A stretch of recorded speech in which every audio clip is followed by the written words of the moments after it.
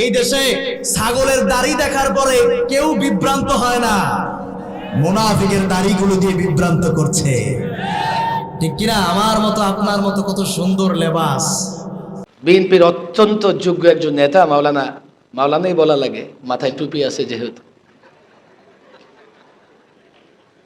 আমাদের সালাউদ্দিন ভাই। মনে রাখা দরকার, দাড়ির ইঞ্চি মেপে যদি আল্লাহ জান্নাত দিত, রবি ঠাকুর জান্নাতুল ফেরদাউসের দাবিদার।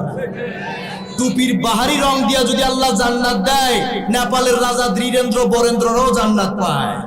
পাগড়ির বহর দিয়ে যদি আল্লাহ জান্নাত দিত, তবে ওই ভারতের সাবেক প্রেসিডেন্ট মনমোহন সিংও জান্নাত থেকে বাদ যায় না, ঠিক কিনা?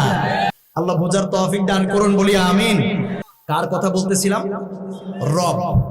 তাফসীরে বাইজাবি প্রথম খণ্ড, ভারত দেওবন্দের ছাপা, 6 নম্বর পৃষ্ঠা।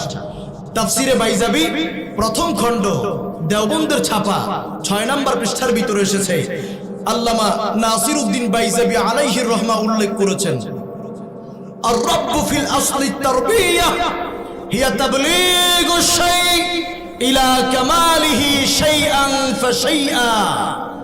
অস্তিত্বহীন থেকে অস্তিত্ব দেওয়ার পরে আস্তে আস্তে, ধীরে ধীরে, ক্রমে ক্রমে, ধাপে ধাপে, যখন যেটা যতটুকুন যেভাবে দরকার, চাওয়ার দরকার হয় না, না চাইতেই যিনি দিয়ে দেন তিনি হলেন রব।